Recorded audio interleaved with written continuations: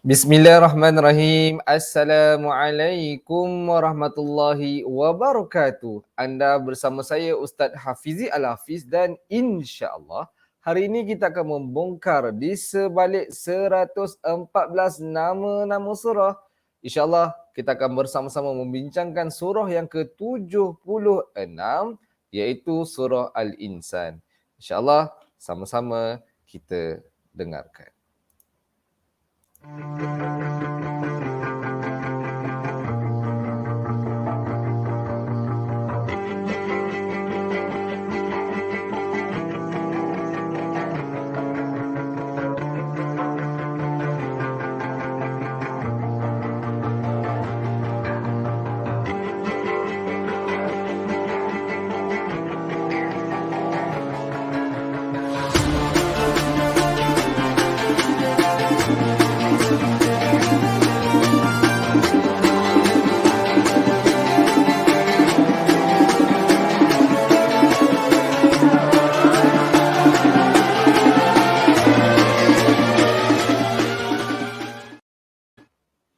Bismillahirrahmanirrahim. Alhamdulillahirabbil alamin wassalatu wassalamu ala asyrafil anbiya'i wal mursalin wa ala alihi wa sahbihi ajma'in. Qala rabbi shrah li sadri wa yassir li amri wahlul 'uqdatam min lisani yafqahu qawli. Subhanaka la ilma lana illa ma 'allamtana innaka antal alimul hakim. Wala hawla wala quwwata illa billahil aliyil azim, amma ba'. Sekali lagi, Assalamualaikum warahmatullahi wabarakatuh. Apa khabar semua sahabat-sahabat syurga di luar sana? Saya doakan mudah-mudahan kita sentiasa bersama dengan keluarga yang tercinta, dikurniakan hati yang sentiasa gembira, bahagia, tenang, diberikan rahmat, rezeki yang melimpah ruah, dan insya-Allah mudah-mudahan kita bahagia di dunia. Dan kita haraplah semoga kita juga mengecapi kebahagiaan di akhirat insya-Allah. Tuan-tuan muslimin muslimat yang dirahmati Allah Subhanahu Wa Taala, apa khabar semua pada pagi ini? Pagi-pagi puasa kita ni. Macam minggu lepas kita bersiaran belum lagi berpuasa. Tapi ini live kita, duha booster kita untuk bulan Ramadan yang pertama kalinya lah. Mudah-mudahan pagi yang kita mulakan terutamanya di bulan Ramadan, mulakan dengan majlis ilmu. Kita cuba untuk menambah kefahaman kita terhadap agama dan harapnya mudah-mudahan ia akan memberikan hasil yang baik dalam amalan, terutamanya amal soleh kita.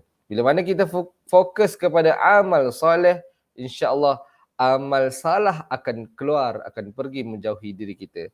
Kalau kita fokus kepada amalan yang taat, insya-Allah amal maksiat akan pergi jauh daripada kita insya-Allah. Tuan-tuan dan puan-puan, terima kasih yang sudah bersama dengan saya. Sebelum tu mohon bantuan respon sama ada suara saya dengar jelas ataupun tidak. Kita ada Puan Nur Hasni Idayu Abu Osman. Kalau jelas, bantu saya komen di ruangan komen. Jelas. Mudah-mudahan saya tahulah.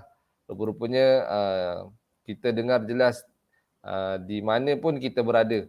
Sebab saya dimaklumkan ada yang berada di Selangor, ada yang berada di Johor. Bolehkah saya tahu yang berada bersama saya saat ni, anda semua sekarang berada di mana? Kita ada Ummu Adam. Waalaikumsalam warahmatullahi wabarakatuh. Masya Allah. Supaya saya harapnya semua walau di mana kita berada. Dan untuk maklumat semua, saya berada di negeri di bawah bayu saat ni. Di Sabah. Di Sabah alhamdulillah pagi tadi hujan, semalam malam tadi pun hujan. Mudah-mudahan walaupun kita terpisah jauh, ada yang daripada Perak, ada yang Puan Nur Hasni Dayu dari Perak, kita ada Ummu Adam daripada Kuantan, saya pula di Sabah. Walaupun kita terpisah jauh, tapi hati kita mudah-mudahan terikat atas dasar ukhuwah, atas dasar akidah, dan kita nak bersama-sama menambah kefahaman kita, terutamanya berkenaan dengan Al-Quran. Kerana Al-Quran ini merupakan panduan hidup kita. Kalau kita tak faham manual kehidupan kita, kalau kita tak cuba usaha untuk faham panduan dalam kehidupan kita, ia akan pasti menjadi masalah kepada kehidupan kita. Seperti mana kita ada kereta, Tapi kita tak tahu bawa kereta. Tapi kita tetap nak bawa kereta.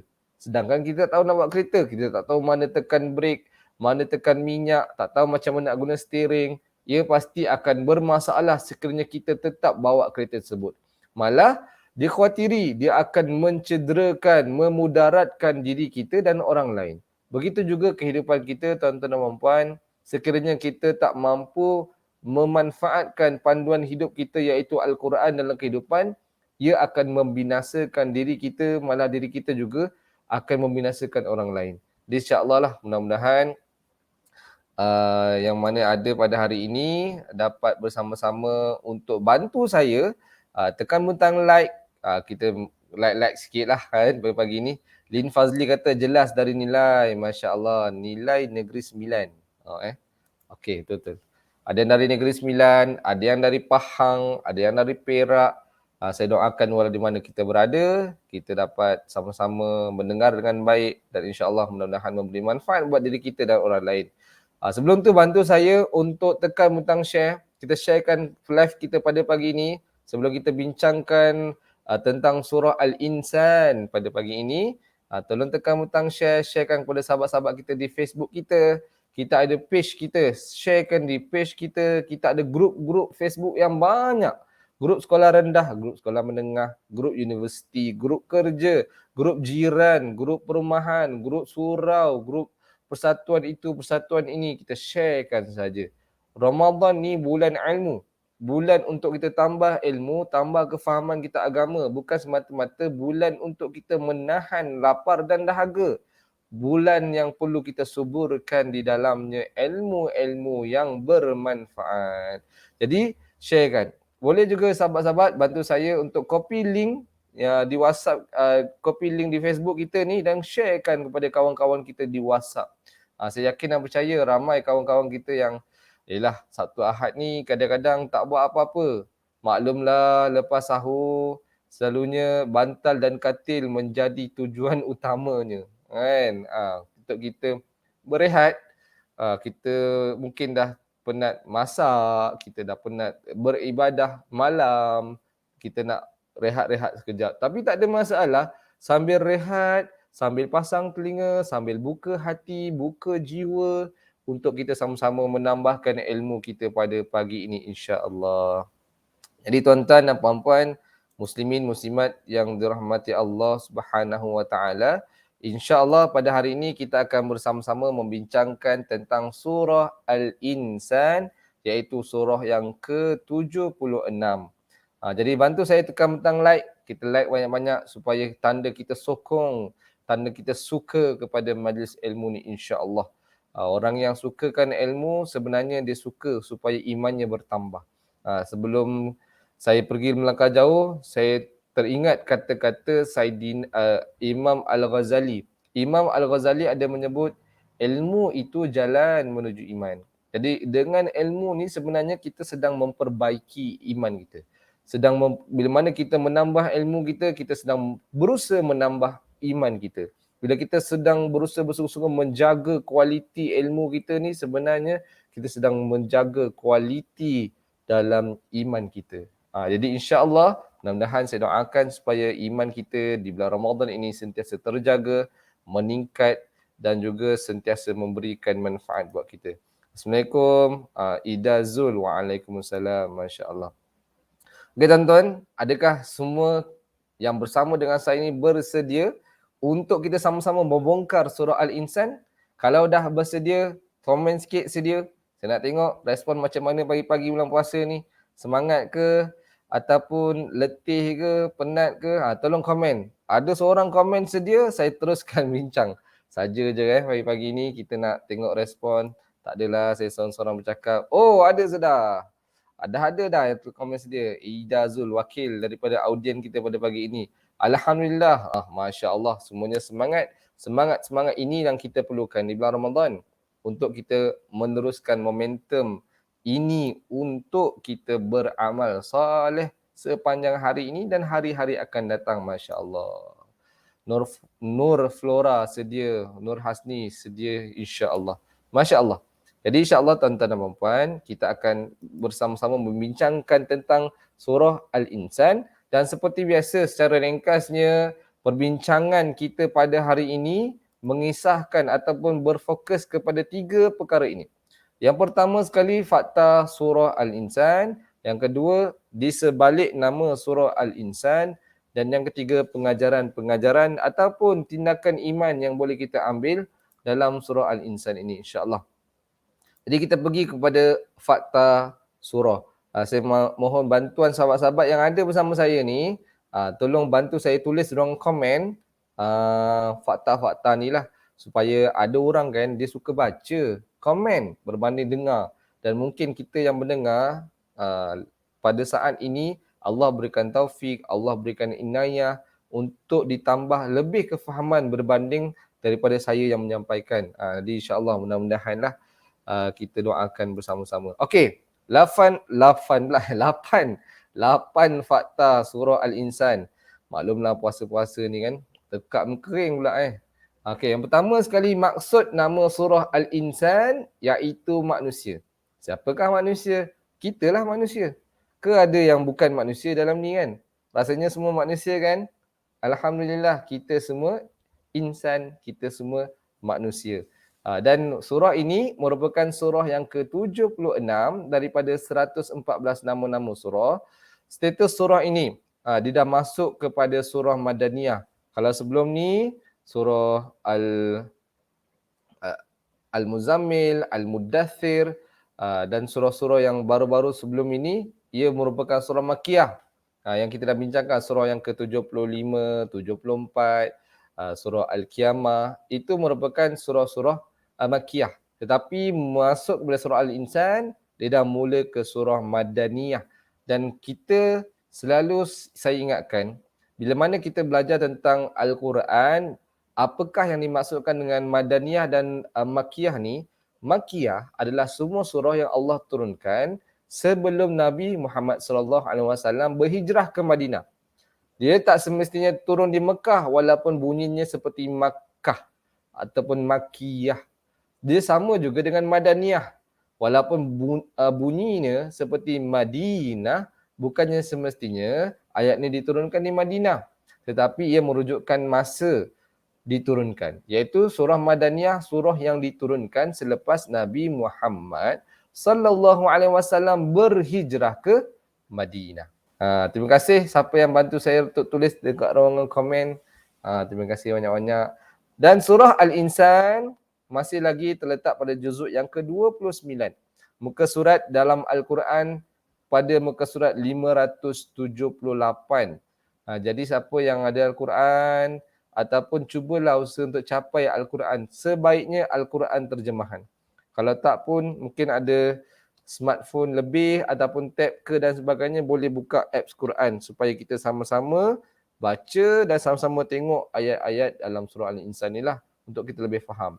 Surah Al-Insan mempunyai 31 ayat dan juga mempunyai 240 perkataan dan 1053 huruf.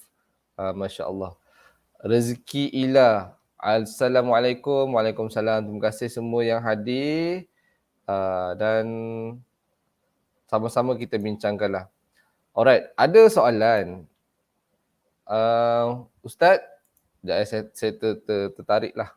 Ustaz, dalam Quran saya tulis surah Al-Insan ni merupakan surah Makkiyah. Okey, sebenarnya dalam penulisan Al-Quran, tidak semua ayat daripada ayat 1 sampai ayat 31 ataupun daripada ayat pertama hingga ayat terakhir itu diturunkan semuanya di satu tempat ataupun satu masa. Sebab kita faham ayat-ayat Al-Quran ni diturunkan mengikut peristiwa, mengikut keadaan, diturunkan sedikit demi sedikit dan bukannya diturunkan keseluruhan ayat sekaligus. Jadi di situlah adanya perbezaan pandangan ulama. Di situlah ada perbezaan pandangan ulama. Ada yang mengatakan bahawa surah Al-Insan ni adalah surah Makkiyah. Ada juga yang mengatakan bahawa surah Al-Insan ni adalah surah Madaniyah. Tapi saya lebih berpegang kepada surah ini merupakan surah Madaniyah. InsyaAllah. Itu jawapan saya lah Sebab apa? Sebab surah ni, setiap surah lah bukannya diturunkan sekaligus semuanya. Ada yang diturunkan sedikit demi sedikit, ada turun sekaligus, tapi kebanyakan surah dalam Al-Quran ayatnya diturunkan sedikit demi sedikit demi sedikit. Dan surah yang pertama diturunkan keseluruhan secara sekaligus adalah surah Al-Fatihah. Surah Al-Fatihah. Al-Fatihah surah yang kelima diturunkan dan merupakan surah pertama yang diturunkan secara keseluruhan sempurna dari ayat pertama hingga ayat yang ketujuh, hingga ayat yang terakhir. Itu surah Al-Fatihah. Tapi surah Al-Insan ada yang diturunkan sebelum, ada yang diturunkan selepas. Jadi di situlah terletaknya perbezaan pandangan ulama lah, insya-Allah. Alright, itu berkenaan dengan 8 fakta surah Al-Insan. Terima kasih Puan Ida Zul, Masya Allah mencatat poin-poin yang penting. Sebenarnya tuan-tuan dan puan-puan, bila kita mencatat ilmu ni kan, dia memberikan lebih kefahaman kepada kita dan menunjukkan kita ni lebih bersungguh-sungguh untuk faham sesuatu ilmu. Macam kita lah kan, kalau kawan-kawan, kalau kita nak periksa dan sebagainya, kita akan catat, kita akan dengar betul-betul, kita akan share. Jadi sebenarnya, bila mana kita mendengar, kita mencatat dan kita share, itulah sebenarnya cara yang terbaik dalam proses menuntut ilmu. Kenapa saya cakap macam tu? Kerana itulah yang digunakan oleh sahabat Nabi untuk menerima ilmu dan menyampaikan ilmu. Mereka ni adalah golongan yang terbaik. Bila mana mereka mendengar hadis dari Nabi, sesuatu ilmu dari Nabi, maka diorang beramal dan mereka mendengar hadis tersebut untuk disampaikan. Mereka awal-awal lagi, aku nak dengar ni, nak share kepada orang. Aku nak dengar ni, nak sampaikan kepada orang. Itu tujuan diorang dengar. Dan pada saat yang sama, mereka nak amalkanlah. Mereka amalkanlah apa yang diorang dengar dan apa yang diorang sampaikan tu. Jangan kita share saja, tapi kita tak amal. Jangan. Kita kena share dan juga amalkan untuk diri kita. Barulah kita ni mencontohi bagaimana para sahabat Nabi SAW menerima ilmu dan menyampaikan ilmu, insya-Allah. Ummu Adam pun sama, masya-Allah. Terima kasih semua. Okey, di sebalik nama surah Al-Insan. Okey, bagi tuan-tuan dan puan yang ada buku di sebalik 114 nama-nama surah ini, tuan-tuan dan puan boleh buka muka surat 160. Ni saya buka ni. Ini surah Al-Insan. Dan siapa yang ada boleh buka sama-sama untuk kita tengoklah sebenarnya kan apa yang nak disampaikan, apa yang nak di-share, apa tujuan dia. Apa cerita di sebalik surah Al-Insan ni? Memang kita tahu Al-Insan ni maksudnya manusia, tapi sebenarnya pasal apa? Jadi kita nak tengok. Siapa yang belum ada nak dapatkan buku ni, dan saya sangat recommendkan untuk anda semua dapatkan buku ini. Bagi saya kan, bila mana kita hari-hari terutamanya di bulan Ramadan ni bertadarus Al-Quran, baca Al-Quran, kemudian kita baca pula buku ini untuk kita memahami rangkuman apa yang diceritakan dalam surah-surah dalam Al-Quran. Sejujurnya dia akan memberikan kemanisan dalam setiap bacaan Al-Quran kita. Kalau kita benar faham apa yang kita baca dan apa yang ingin diceritakan dalam surah-surah dalam Al-Quran ni. Jujurnya lah, berbanding kita baca tak faham apa. Kita pun tak tahu apa maksud dia. Kadang-kadang Al-Fatihah pun tak tahu maksudnya apa. Apatah lagi surah-surah yang lain dan surah-surah yang jarang kita dengar ni. Kalau Al-Insan ni mungkin dia perkataan yang hampir sama dengan istilah bahasa Melayu, iaitu insan. Kalau kita pun bahasa Melayu pun guna insan juga. So senang nak faham. Bagaimana dengan surah-surah yang lain? Jadi saya sangat sarankan anda semua dapatkan buku ni, dan mungkin siapa yang berminat, kita mungkin ada ejen-ejen kita boleh bantu untuk sahabat-sahabat kita di luar sana untuk dapatkan buku ni lah. Mungkin ada boleh tinggalkan contact number ataupun suruh PM dan sebagainya. InsyaAllah lah, mudah-mudahan kita bantu orang untuk semakin faham Al-Quran, insyaAllah. Okey, tuan-tuan, puan-puan, muslimin, muslimat yang dirahmati Allah Subhanahu Taala, surah Al-Insan. Surah ini dinamakan Al-Insan kerana sebahagian besar surah ini mengisahkan tentang keadaan manusia dari mula lahir sehinggalah dewasa dan merasai kenikmatan maupun kesulitan. Dan dalam surah ini juga mengisahkan tentang balasan kepada orang kafir dan orang beriman dan amalan-amalan orang yang taat dan sebagainya lah. Banyak sebenarnya. Banyak sebenarnya apa yang ingin disampaikan dalam surah Al-Insan, iaitu sebenarnya dia menceritakan bagaimana proses kejadian manusia, hakikat di sebalik kejadian manusia. Allah yang menciptakan manusia, tetapi ada juga manusia yang mereka bila mana tidak percaya bahawa adanya Tuhan, adanya Allah, maka mereka hidup seperti mereka tiada Tuhan. Jadi di situlah Allah menegaskan bahawasanya dialah yang menciptakan kamu. Bagaimana proses penciptaannya juga dinyatakan di dalam surah ini. Nanti kita akan tengok sama-sama insya-Allah. Ada soalan ni. Anas pun bermaksud manusia juga kan? Betul. Anas juga manusia tapi ada sedikit perbezaan dia lah. Insya-Allah. Alright. Okay, tuan-tuan dan puan-puan, muslimin, muslimat yang dirahmati Allah SWT, kalau kita tengok sebenarnya apa objektif surah ni? Yalah, kita kena tahu juga apa objektif surah ini. Okey, surah ini menerangkan kedudukan sebenar seorang manusia di atas muka bumi ini. Sebenarnya kalau kita nak tahu hakikat sebenarnya kehidupan kita di atas muka bumi ini, kita kena meneliti satu persatu ayat, fahami maksud terjemahannya supaya kita tahu hakikat sebenar kedudukan seorang manusia di atas muka bumi ini. Sebab dalam Al-Quran,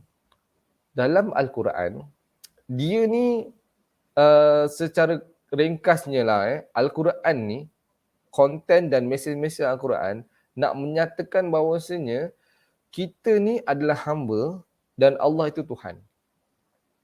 Kita ni hanya hamba dan Allah itu Tuhan. Jadi disebabkan kita, contohnya dalam surah Al-Insan ini, bahawasanya kita kena faham kedudukan kita sebagai manusia itu macam mana di sisi Allah. Jadi manusia kedudukannya adalah sebagai seorang hamba dan disebabkan itu tidak sepatutnya kita mengambil hak untuk menyombongkan diri kita sesama manusia kerana hak itu hanyalah milik Allah Subhanahu Wa Taala. Kalau kita tengok di surah Al-Insan ini sebenarnya memperincikan tentang mereka orang-orang kafir di akhirat, dan maka surah ini memperincikan perihal dan keadaan mereka yang beriman di akhirat. Nanti kita akan tengok sama-sama lah bagaimana dalam surah ini diceritakan bagaimana keadaan orang kafir di akhirat, bagaimana keadaan orang yang beriman di akhirat. Jadi itu serba ringkas tentang surah Al-Insan. Dan kalau kita tengok dalam surah ini juga antara objektif yang jelas supaya dalam surah ini memberi gambaran secara terperinci, secara detail tentang gambaran syurga, nikmat-nikmat syurga yang jelas membuktikan sedaya upaya Allah mahukan agar semua manusia masuk ke dalam syurga, namun akhirnya mereka memilih mencari azab Allah Subhanahu Wa Taala sendiri. So kalau kita tengok bagaimana sebenarnya dalam surah Al-Insan ini diceritakan secara terperinci bagaimana keadaan syurga. Bagaimana keadaan mana fasa diturunkan ketika mana manusia ketika itu sibuk dengan dunia. Sibuk dengan kebendaan. Mereka mengagungkan kebendaan sehingga kan Allah menerangkan secara detail tentang syurga, nikmat-nikmat syurga yang berbentuk kebendaan.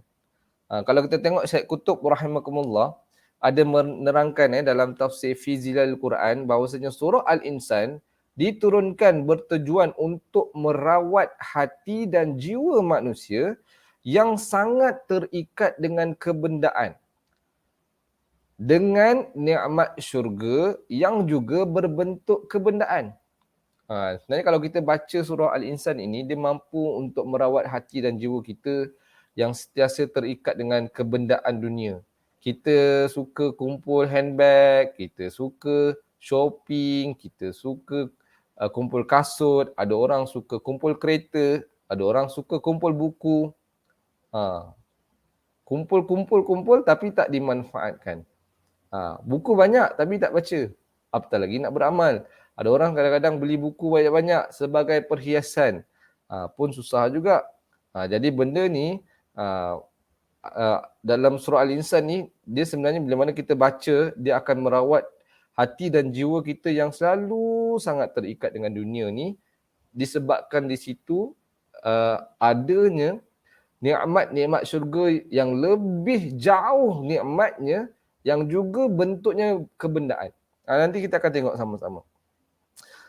Sebab secara ringkasnya, surah ni dia nak memahami kewujudan manusia supaya kita melihat hikmah di sebalik penciptaan manusia.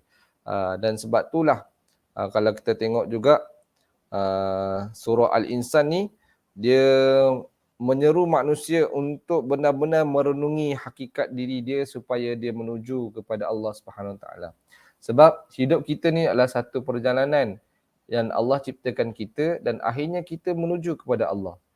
Akhirnya kita kembali kepada Allah. Sebab tu bila mana kita selalu mendengar orang meninggal dunia, kita mendengar orang ditimpa musibah dan sebagainya, kita menyebut inna lillah wa inna ilaihi raji'un. Sesungguhnya kita ni dari Allah. Ataupun setengah riwayat ataupun setengah penafsiran mengatakan kita ini milik Allah. Dan wa inna ilaihi raji'un. Dan kepada Allah lah tempat kita dikembalikan. Masya Allah. Rupanya kan, kita ni memang milik Allah. Dan hanya kepada Allah lah nanti kita akan dikembalikan. Dan sekiranya kita ditimpa sebarang musibah, kematian, ataupun apa sahajalah, bila mana kita yakin kita ni milik Allah, sepatutnya di situ kita akan redha. Dan apabila kita diuji dengan kesenangan, diuji dengan kesusahan, kembalilah kepada Allah. Return back to Allah. Cari Allah. Merintih, merayu, meminta, memohon pertolongan daripada Allah. Benda itu yang kita kena buat. Ini sedikit sebanyak tentang surah Al-Insan. Kemudian, nama surah ini disebut pada ayat yang pertama dalam surah ini. Kalau kita boleh tengok sama-sama lah. Allah Subhanahu Wa Taala berfirman, A'udzubillahi minasyaitonirrajim. Bismillahirrahmanirrahim. Hal ata 'alal insani hinun minad dahri lam yakun syai'an madhkura. Kalau tuan-tuan dan puan-puan boleh tengok dalam Al-Quran pada muka surat 578, 578. Saya tulis kat sini 577. 578 di mana Allah Subhanahu Wa Taala berfirman yang maksudnya, bukankah telah berlalu kepada manusia satu ketika dari masa yang beredar sedang ia masih belum wujud lagi dan tidak menjadi sesuatu benda yang disebut-sebut, maka mengapa kamu kaum musyrik itu mengingkari hari akhirat. Di sini nak katakan Allah telah jadikan dia daripada sebelum ada, sebelum tak ada orang pun cerita tentang mereka, sehingga mereka ada. Tapi disebabkan walaupun Allah menciptakan mereka daripada tiada kepada ada, daripada orang tak sebut-sebut pasal dia orang, sehinggalah disebut-sebut selepas kejadian hidupnya, dan Allah juga mengatur kehidupan mereka satu persatu, tetap juga ada kaum musyrik yang mengingkari hari akhirat, yang tidak mahu mengambil peringatan tentang hari akhirat. Dan di situlah apa yang nak diceritakan pada ayat yang pertama dalam surah ni. Sebenarnya ayat kedua pun ada juga diceritakan tentang perkataan Al-Insan lah. Tapi nanti insyaAllah kita akan cuba tengok sama-sama lah. Dalam surah Al-Insan ini, kalau kita tengok pada ayat yang kedua, Inna khalaqnal insana min nutfatin amsyajin nabtali faja'alnahu sami'an basira. Nanti kita akan tengok sama-sama ayat yang kedua. Jadi kita faham so kalau orang tanya surah Al-Insan, perkataan Al-Insan ni diambil daripada ayat keberapa? Boleh tolong tulis kat ruang komen. ayat pertama. Walaupun tak hafal tapi kita tahulah. Kalau tengok ayat pertama kan, itu kan ada perkataan Al-Insan. Itulah namanya. Nama surah Al-Insan ni pada ayat pertama. Kau tahu? Tak tahu. Jom kita dengar live pada hari Sabtu. Mudah-mudahan kita tahu Masya Allah. Betul tu. Lin Fazli kata return back to Allah, bertaubat. Masya Allah. Alright. Sekarang ni kita pergi bahagian yang penting juga. Bagi saya semua bahagian penting lah. Untuk kita cuba memahami secara tema ayat-ayat yang ada di dalam surah Al-Insan. Pertama sekali, ayat 1 hingga 4 berkenaan dengan hakikat penciptaan manusia dan anehnya mereka memilih kesombongan dan kekufuran. Bagaimana Allah Subhanahu Wa Taala tadi kan kita dah cerita, Allah menjadikan manusia daripada sebelum dia ada, sebelum tak ada orang pun cerita pasal dia, tak tahu pasal dia, sehinggalah mereka lahir ke dunia ni, Allah memelihara mereka, memberikan mereka segala-galanya, dan juga akhirat nanti Allah menghidupkan semula kehidupan mereka. Tetapi bukti-bukti yang jelas tu menyebabkan mereka masih memilih kesombongan dan juga kekufuran. Itulah sifat manusia. Benda semua dah nampak jelas depan mata, tapi tetap deny sebab manusia ni ada pilihan. Dan sebenarnya banyak faktor lah. Banyak faktor kenapa mereka memilih untuk ingkar. Ada satunya kerana tidak percaya, ada satunya disebabkan keduniaan, disebabkan kedudukan. Ramai orang-orang pada ketika itu sudah ada kedudukan, sudah ada jawatan, sudah ada harta. Mungkin disebabkan pekerjaan, bisnes dan sebagainya. Ada orang yang bisnes berhala, ada orang yang bisnes sebagai tukang tilik dan sebagainya. Maka disebabkan mereka sombong, mereka pilih untuk kufur. Mereka pilih untuk tidak percaya kepada dan tidak mengikut ajaran Nabi Muhammad sallallahu alaihi wasallam. Mereka sombong. Walaupun dalam Al-Quran dah cerita dengan jelas dan terang siapakah yang menciptakan mereka. Sebab kalau kita tengok proses penciptaan manusia ni, nanti kita akan pergi go through lebih lancar. Ada beberapa peringkat lah. Beberapa peringkat. Kemudian kita tengok ayat yang kelima. Bagaimana hingga ayat yang ke-22, berita gembira tentang syurga. Buat yang memilih untuk taubat, bersedekah dan juga bertaubatlah. Ni berita gembira bagaimana gambaran syurga. Nak tahu gambaran syurga, boleh cek dari ayat kelima ni. Kelima dan hinggalah ke-22 lah. Secara details. InsyaAllah. Jadi kita pergi kepada surah yang seterusnya nanti insyaAllah. Kalau kita tengok ayat yang seterusnya, ayat 23 hingga 26. Motivasi buat Rasulullah SAW untuk terus berdakwah, menyampaikan Al-Quran, menunaikan solat fardu dan juga tahajud. Sebenarnya dalam ayat antara ayat 23 hingga 25, 26 nanti sebenarnya ada diceritakan tentang bagaimana Al-Quran itu diturunkan secara berperingkat-peringkat.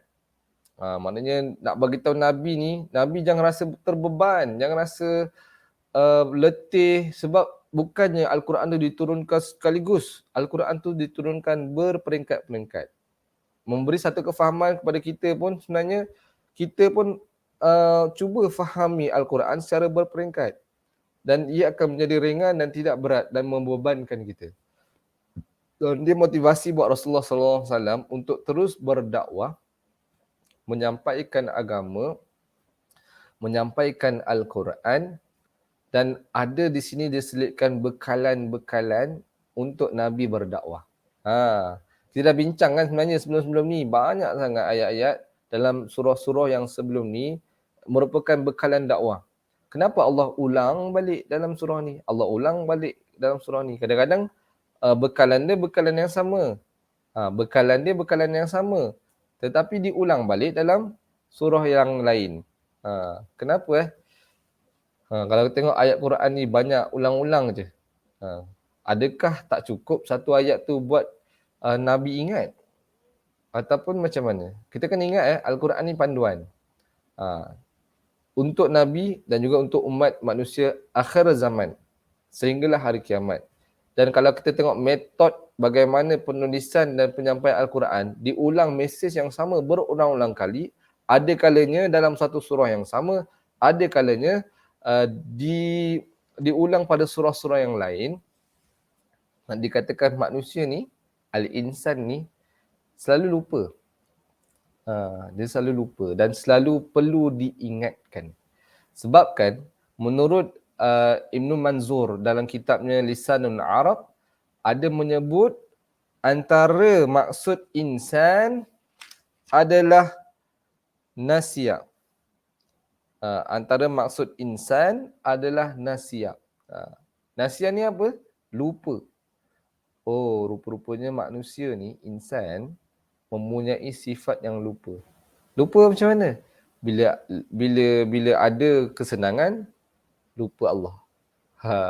Bila ada segala-galanya, lupa Allah. Ataupun dah diingatkan sekali, lupa, tak ingat. Diingatkan berkali-kali. Itulah metodologi yang digunakan dalam Quran untuk memperingatkan kita. Macam kita lah kadang kan. Ada orang ingatkan kita, apa lah itu, kat mana kedai kau makan buka puasa lah. Aku lupa lah. Tahun lepas lah. Lama sangat lah. Lupa lah. Sedap tu makan situ tu. Dengar dia punya nasi Arab dia. Sedap tapi lupa nama kedai tu. Lupa. Kita lupa. Yang tahun lepas pun lupa. Kadang yang baru seminggu dua, sehari dua pun kita lupa. Kadang-kadang apa yang saya share pada hari ni, sekarang ni saya share ni, kalaulah kita disuruh untuk ulang balik lepas live nanti, kadang-kadang pun kita tak ingat. Kan? Sebab itu sifat manusia yang selalu lupa. Jadi sebab tu cara dalam Quran diulang benda yang sama berulang-ulang kali supaya kita sentiasa ingat. Dan begitu juga kita boleh gunakan kaedah pengulangan ini untuk kita dan untuk orang lain. Contoh, kenapa nak hafal Quran, kena ulang banyak kali supaya kita tak lupa. Kenapa? Kalau nasihat orang, tegur orang, terutamanya family kita, anak-anak kita, semalam dah cakap dah suruh bangun awal, kan? Lupa lagi, tak boleh bangun awal sahur. Jadi apa yang kita buat? Ulang lagi nasihat kita, ulang lagi ingatan kita supaya bila mana dia berulang-ulang-ulang, ilmu tu melekat, ingatan kata-kata tu melekat di hati dia ataupun di fikiran dia. Dan kemudian ayat 27 hingga 31 juga hakikat penciptaan manusia dan anehnya mereka ini memilih kesombongan dan kekufuran. Di penghujung ni diulang balik cerita yang sama dengan ayat 1 hingga ayat ke-4 supaya diulang tu supaya betul-betul ingat manusia, apa tujuan kau hidup, apa tu hikmah ataupun hakikat penciptaan kau ni untuk apa. Jadi diulang balik supaya kita benar-benar faham sebab manusia tu kita lah. InsyaAllah. Kemudian kita pergi ke pengajaran surah ini dan ini saya rasakan antara bahagian yang terpenting juga. Bagi siapa yang baru masuk, selamat datang. Sekarang ni kita membincangkan tentang surah Al-Insan. Jangan lupa tekan butang like, jangan lupa komen benda-benda yang kita rasa bermanfaat untuk sharekan dan boleh juga tanya soalan. Saya minta maaf kalau tak perasan soalan-soalan yang ada dan jangan lupa untuk kita sharekan live ni sebanyak mungkin kepada sahabat-sahabat kita di luar sana. InsyaAllah. Jadi pengajaran surah Al-Insan yang boleh kita ambil dan pengajaran pertama, minta tolong tulis dalam komen. Saya tulis di sini, di sebalik penciptaan manusia. Itu pengajarannya. Nampak macam biasa je kan, di sebalik penciptaan manusia. Ada pengajaran ke? Sebenarnya adalah pengajaran. Dan inilah fokus utama perbincangan dalam surah ni. Macam mana yang kita tengok? Dalam ayat pertama, Allah Subhanahu Wa Taala berfirman, Hal ata 'alal insani hinun minad dahri lam yakun syai'an madhkura. Bukankah telah berlalu kepada manusia satu ketika dari masa yang beredar sedang ia masih belum wujud lagi dan tidak menjadi satu benda yang disebut-sebut. Maka mengapa kaum musyrik itu mengingkari hari akhirat? Macam saya sebut tadi, ada 3 proses ataupun 3 peringkat kewujudan manusia. Peringkat yang pertama daripada tiada. Kan? Minat dahri. Tak ada.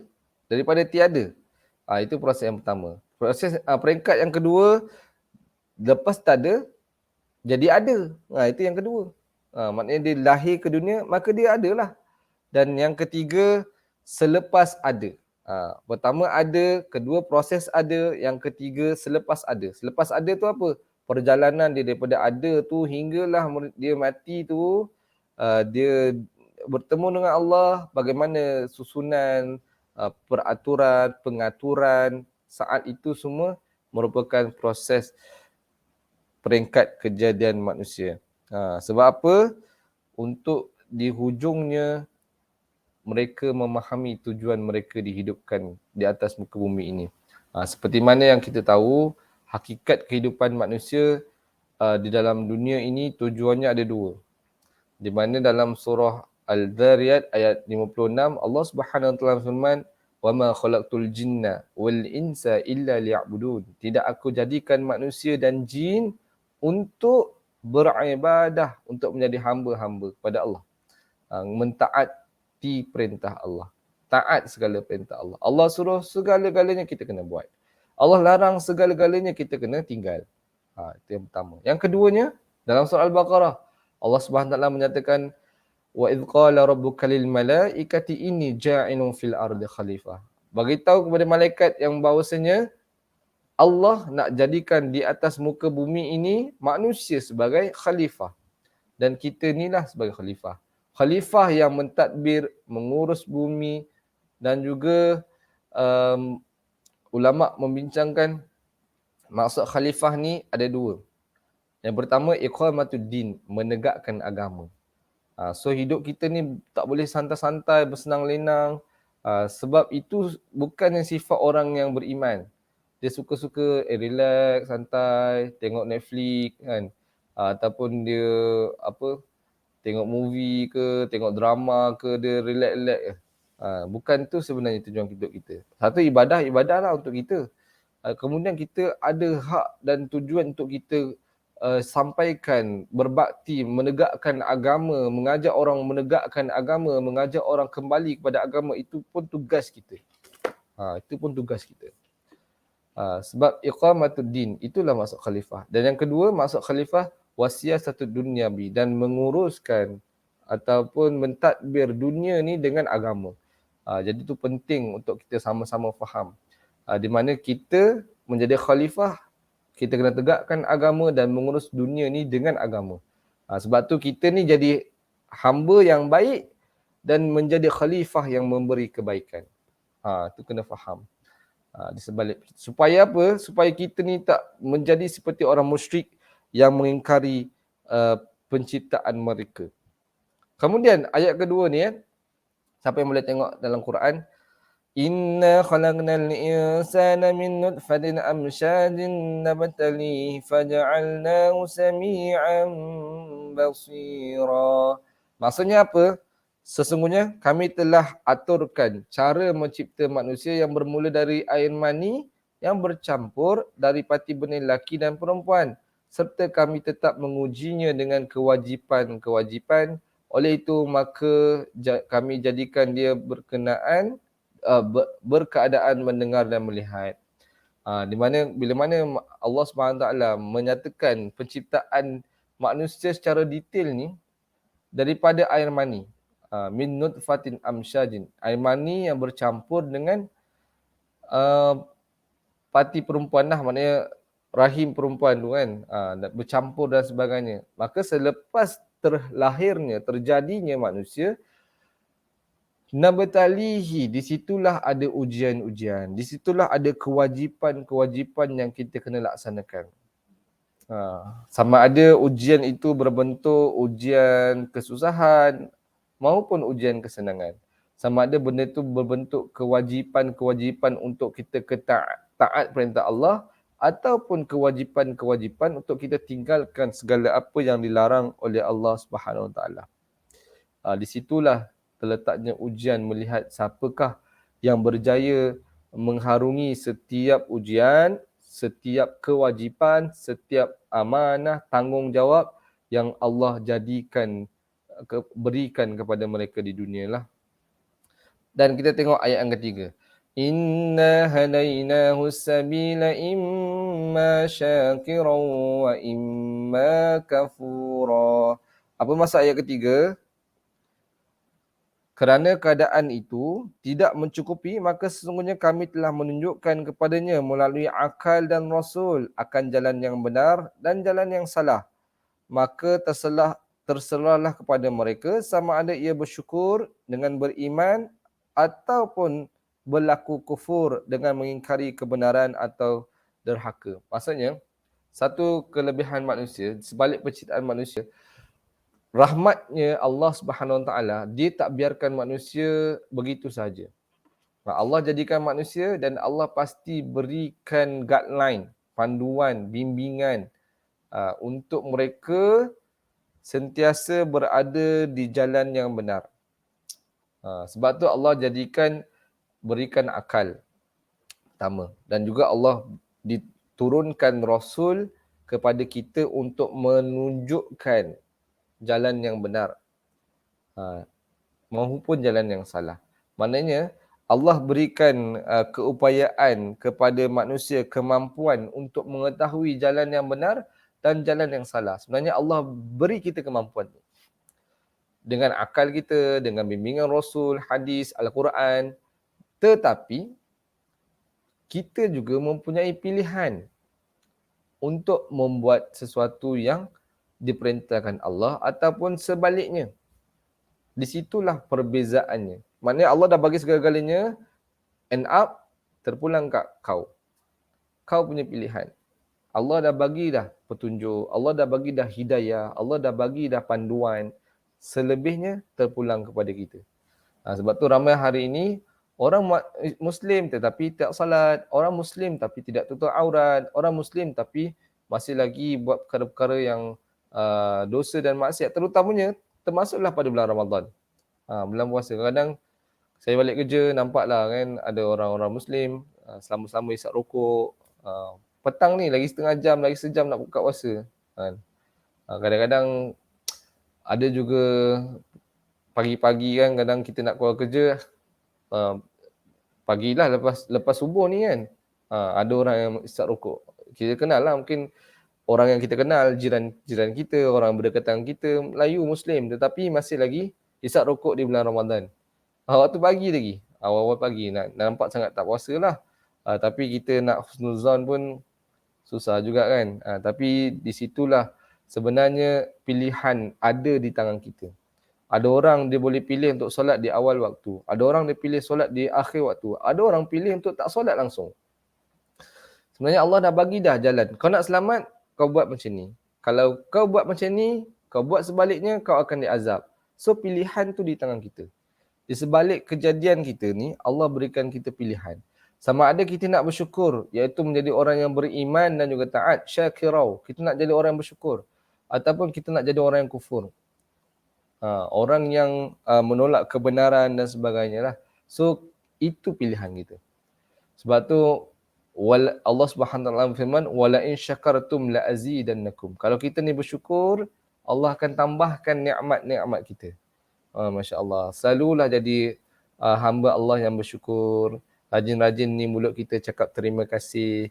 Kadang mungkin mak ayah kita dah masakkan kita berbuka puasa. Terima kasih mak ayah, sedapnya masak ni. Mak ayah kita dah masakkan ataupun dah kejut kita sahur. Cakap terima kasih mak, kejutkan saya sahur.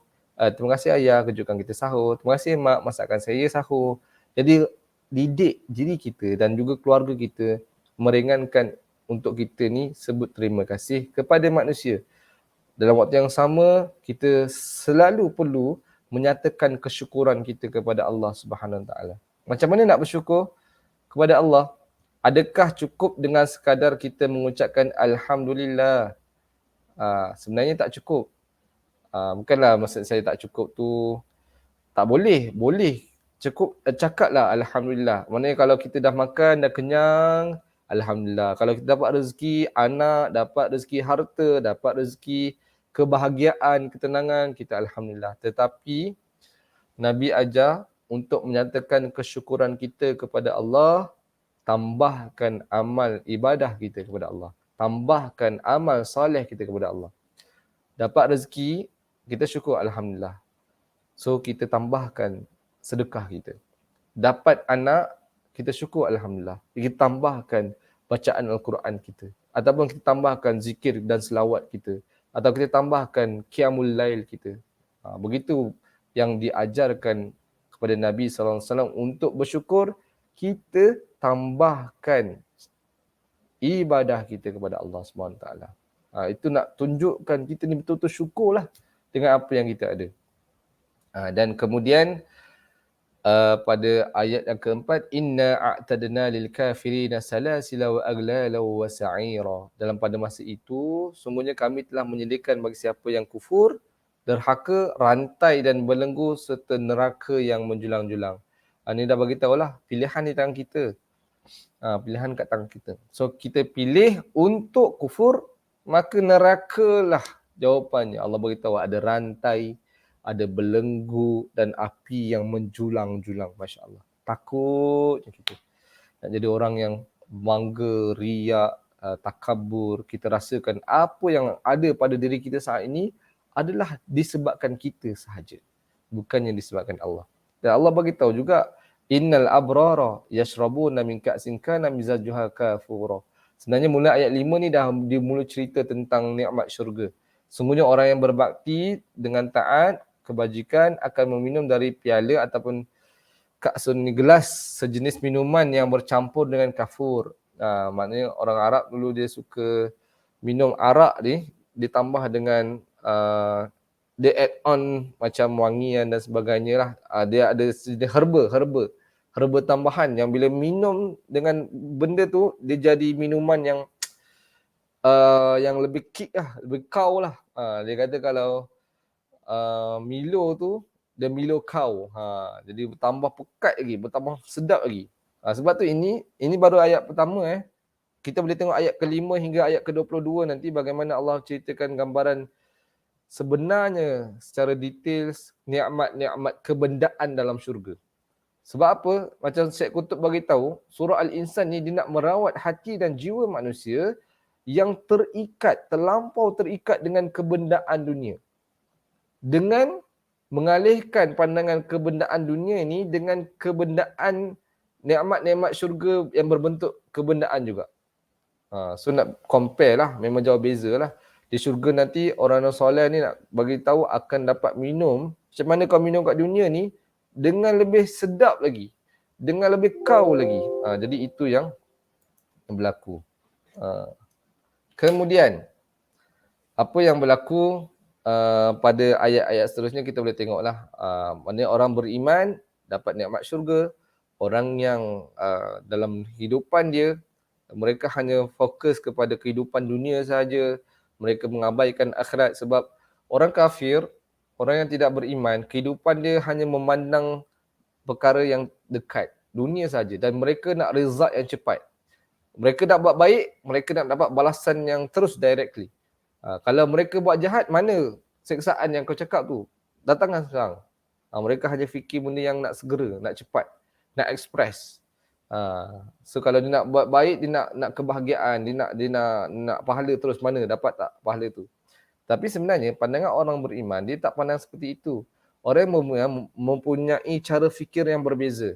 Mereka melihat akhirat, mereka melihat perkara yang jauh dan mereka tak perlu pun result hasil-hasil yang segera. Tak. Sebab mereka yakin itu akan dibalas di akhirat. Bukannya dibalas di dunia. Tapi beza dengan orang kafir, mereka nak semuanya dibalas di dunia. Itu cara fikir orang yang beriman dan cara fikir orang yang tidak beriman. Jadi itulah pentingnya kita faham, sebalik penciptaan kita ada ujian yang akan ditimpakan, ada tanggungjawab, ada tugasan-tugasan.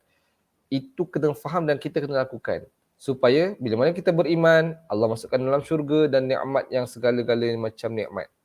Dan kalau kita kufur, kita tidak bersyukur, kita ingkar perintah Allah, maka ada neraka, rantai-rantai, belenggu-belenggu dan api yang menjulang-julang bakal menimpa diri kita. Jadi itu yang kita kena faham. Kemudian itu yang pertama lah. Ini yang pertama. Cukup kot yang pertama. Ni pun dah hampir sejam juga ni. Kalau tak cukup saya tambah lagi lah. Yang kedua dalam ayat ni merupakan satu perintah untuk sentiasa ingat Allah dengan lidah dan hati setiap masa.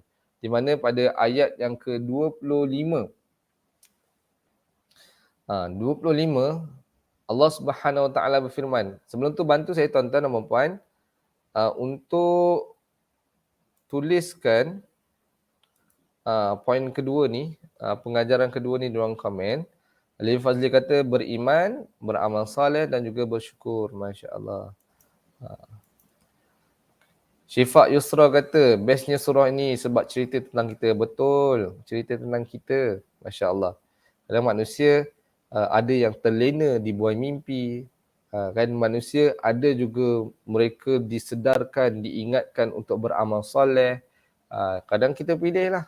Kan? Mana kita nak jadi. Sama ada terlena, kita tertidur dengan nikmat ataupun kesenangan dunia, ataupun kita bangkit, kita bangun untuk kita beramal soleh untuk kita bawa ke akhirat. Masya Allah. Okey, kita masuk kepada pengajaran yang kedua ni. Sentiasa ingat Allah dengan lidah dan hati setiap masa. Allah Subhanahu Wa Taala berfirman pada ayat yang ke-25, wadhkurisma rabbika bukratan wa asila. Apa maksud dia? Pada ayat yang ke-25 ni, kalau kita tengok pada muka sebelahnya di bahagian bawah sekali wadhkurisma rabbik bukratan wa asila. Maksudnya, dan sebutlah dengan lidah atau dengan hati akan nama Tuhanmu di dalam dan di luar solat pada waktu pagi dan juga waktu petang. Rupa-rupanya kan, bila mana kita ingat Allah, kita kena sentiasa zikir bukan semata-mata dengan lidah. Tapi zikir yang memberi kesan, kita sebut dengan lidah, juga kita rasakan melalui hati kita. Bila mana anggota dan juga hati kita ini berzikir kepada Allah Subhanahu Taala, ia akan memberi satu kesan yang besar dalam jiwa dan hati kita. Sebab Allah Subhanahu Taala firman, ala bidzikrillahi tatma'innul qulub. Dengan ingat Allah ni hati kita akan jadi tenang. Dan kadang-kadang macam kita dah pernah bincang sebelum-sebelum ni kan, ada orang yang zikir, ada orang yang ingat Allah, tapi hati dia tak tenang juga.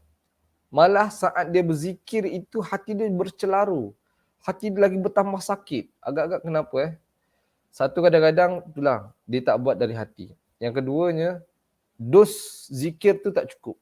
Seperti mana yang selalu saya sebut, kalau kita demam kan, kita orang dewasa kena makan Panadol 2 biji sekali makan, 3 kali sehari contohnya.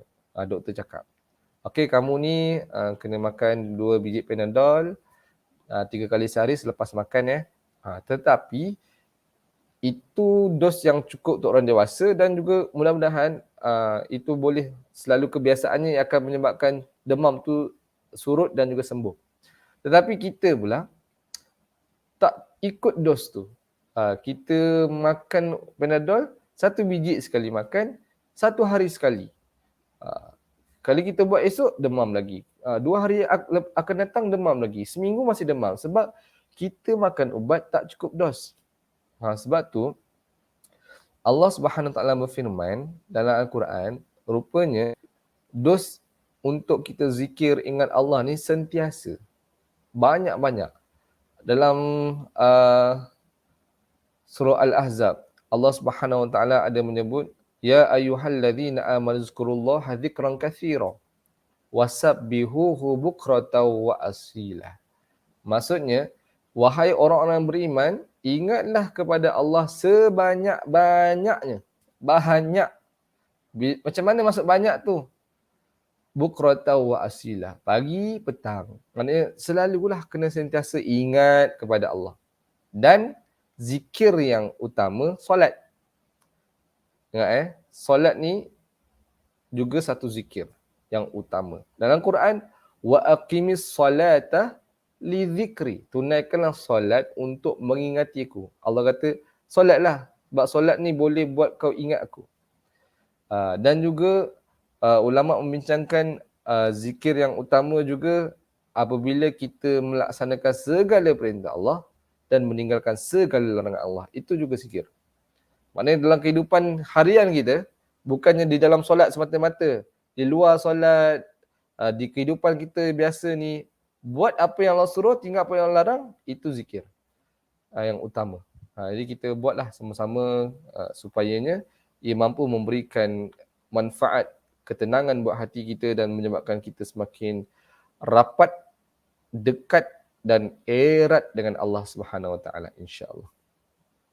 Itu yang kedua. Dan yang ketiga mungkin yang terakhirlah kot di bulan Ramadan ni, Allah Subhanahu Wa Taala mengingatkan kita supaya kita hidupkan malam dengan solat tahajud.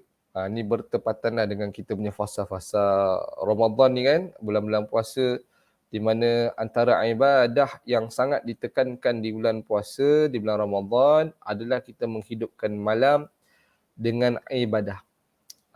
Terutamanya solat tahajud. Dan juga solat-solat yang lain lah. Contohnya, solat-solat yang tak ada solat tu di luar Ramadan, iaitu solat tarawih. Jadi jangan kita bermalas-malasan, kita sengaja tinggalkan solat tarawih. Sebab di bulan lain tak ada solat tarawih. Yelah, maklumlah kadang-kadang Ustaz, kami ni sibuklah Ustaz, nak kemas dapur, nak sediakan makanan buka puasa. Lepas tu nak kemas dapur, lepas tu penat, nak pergi masjid ke, nak solat tarawih. Oi, beratlah. Kadang-kadang macam ni lah. Tak ada orang pun suruh kita kemas dapur terus. Kalau kita mampu, kita rasa kita ni fit, kalau kita kemas dapur, cuci pinggan, kemas makanan berbuka, kemudian kita boleh solat tarawih dengan khusyuk, dengan tenang, silakan. Tapi boleh saja selepas kita solat tarawih, kita cuci, kemas dan sebagainya. Tak ada menjadi masalah. Kan? Jadi itu pentingnya untuk kita hidupkan Ramadan dengan solat-solat. Hidupkan malam-malam dengan ibadah. Sebab tu hadis Nabi SAW yang diriwayatkan oleh Imam Bukhari, man qama ramadhana imanan wahtisaban ghufira lahu ma taqaddama min dhanbi. Barang siapa yang menghidupkan Ramadan dengan solat-solat, dengan solat tarawih, dengan solat malam, dengan penuh rasa keimanan, imanan wahtisaban, dengan penuh pengharapan, mengharapkan balasan, ganjaran, redha Allah, apa yang kita akan dapat? Ghufira lahu ma taqaddama min dhanbi. Allah akan mengampunkan mereka ini dari dosa-dosanya yang telah lalu. Masya Allah. Beruntungnya kita ni masuk bulan Ramadan. Umat akhir zaman, umat Nabi Muhammad. Mana kita penuhkan puasa kita ini dengan penuh keimanan dan juga berharapan dengan amal soleh, dengan solat malam, dengan solat tarawih, dengan puasa yang bersungguh-sungguh, Allah menjanjikan keampunan daripada segala dosa-dosa yang telah kita lakukan. Kita ni banyak sangat dosa, betul kan? Kalau kita fikir balik daripada kita kecil, kita remaja, kita dewasa, kita masuk universiti, kita bekerja, ada dosa-dosa yang telah kita lakukan terlampau banyak. Sehingga kan dosa-dosa ni kita tak nak orang tahu. Ada juga orang yang lakukan dosa-dosa yang besar, ada yang mungkin pernah berzina, mungkin ada yang pernah minum arak, mencuri, membunuh, menderhaka kepada ibu bapa, buat hati ibu dan ayah kita sakit, meninggalkan ibu bapa kita sendirian. Maka di situlah kita mengharapkan supaya Ramadan ini menjadi bulan keampunan. Kalau kita buat dosa kepada Allah, inilah saat terbaiknya. Kalau kita buat dosa dan kesalahan kepada manusia, Ramadan inilah sepatutnya dia akan melembut dan melunakkan hati kita untuk memohon keampunan, meminta ampun kepada ibu bapa kita, kepada sesiapa sahaja yang pernah kita buat salah ataupun sakitkan hati mereka. Jadi insya-Allah. Jadi pastikan kita gunakan manfaat Ramadan ni. Okay, kita balik kepada perbincangan kita. Dalam surah ini, Al-Insan, ayat 25.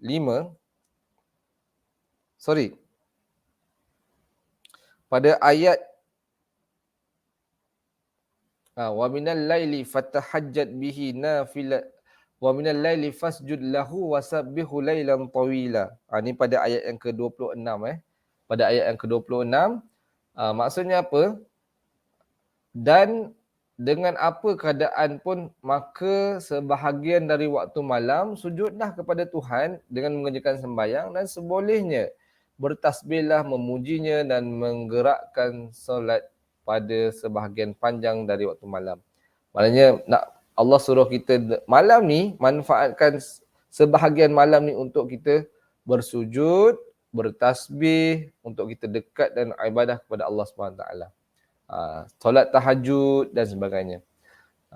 Dan sebenarnya kenapa ayat ni diturunkan kepada Nabi? Kenapa Kenapa tu saya akan jawab selepas ini. Sebab solat malam ini satu bekalan kepada kita dan juga pada saat itu pada Nabi SAW dan para sahabat. Untuk apa? Bekalan apa? Bekalan untuk mereka menyampaikan dakwah. Okey, saya tengok Sebab tu Allah Subhanahu Wa Taala menerangkan pada ayat 23. Kalau kita boleh tengok ayat yang ke-23, Allah Subhanahu Wa Taala berfirman, "Inna nahnu nazzalna 'alaikal Qur'ana tanzila." Maksudnya, sesungguhnya kami telah menurunkan Al-Quran kepadamu wahai Muhammad dengan beransur-ansur. Macam saya beritahu tadilah, Al-Quran ini diturunkan sikit beransur-ansur dan sebagainya kan. Mengikut keadaan dan situasi. Dan di situ dia terletak satu motivasi kepada Nabi supaya tanggungjawab nak menyampaikan Islam ni ringan, tidak terlalu berat. Bukannya kita perlu fikir susah sebab dia beransur-ansur. Tapi ada bekalannya. Bekalannya apa? Ayat 24. Fasbir li hukmi rabbik wala tuti' minhum athimun aw kafura. Oleh itu hendaklah engkau sabar untuk menerima hukum Tuhanmu, memberi tempoh pada golongan yang menentangmu dan janganlah engkau menurut kehendak orang yang berdosa di antara mereka atau orang yang kufur ingkar. Maksudnya dalam Nabi SAW nak menyampaikan agama, menyampaikan konten-konten di dalam Al-Quran, pasti ada orang tak suka.